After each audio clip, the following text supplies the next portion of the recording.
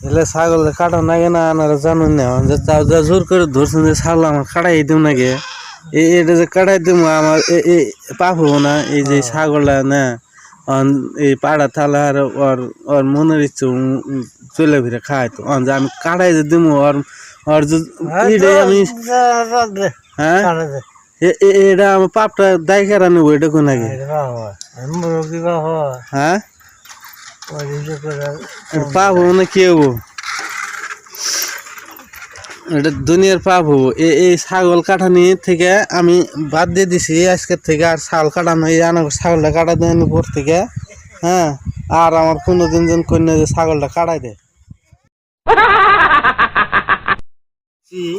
এই হিকাহেরা তো ভেজালে বসছি খালি যে এই ছাগল ওর কাটাই দেয় নাকি ওর কাটাই দেয় নাকি এই ছাগল কাটা নিয়ে আর ভালো থাকে না।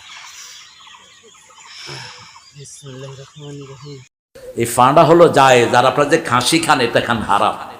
এই যে খাসির বিচি কাটেন এটা ইসলামে জায়েজ নাই। খবরদার, এই খাসি কিয়ামতে আপনাদেরকে আসামি বানাবে। আপনারা একটা ছাগলের প্রজনন শক্তি ধ্বংস করে দিচ্ছেন।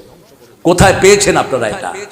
এটা কোন পাগলে চালু করেছে এই উপমহাদেশে?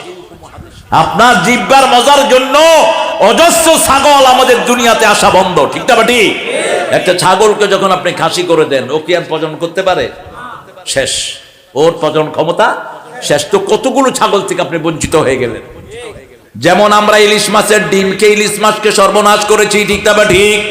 যদি ডিমালা ইলিশ মাছ না ধরতাম, পানি আর ইলিশ এক হয়ে যেত বাংলাদেশে, ঠিক কিনা?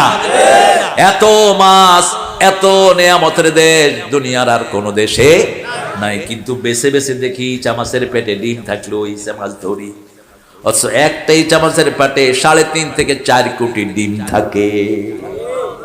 একটা ইলিশ মাছের পেটে 3.5 থেকে 4 কোটি ইলিশ মাছের ডিম থাকে।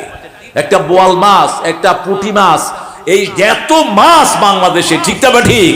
আপনাদের এই সাগরতে কত মাছ আপনারা নিজেরাও জানেন না। খাসি করেন কেন? এই যে খাসি করা জায়েজ দেয়, মনে রাখবেন। এই যে ছাগলকে বিকলাঙ্গ করছেন, ছাগল কিয়ামতের ময়দানে আপনাকে আসামি বানাবে। কে দিয়েছে আপনাকে এই authority?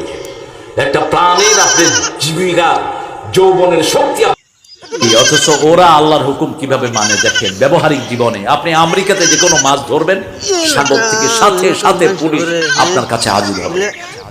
Did you check the map measurement? তুমি এই মাছটা কত ইঞ্চি ধরা যাবে তুমি ছাগল ছাগল আর কাটাম না, আমি জীবনে কাটাম না। এলে ছাগল কাটানি ভালো না, তা মানুষে ছাড়ে না আমারে।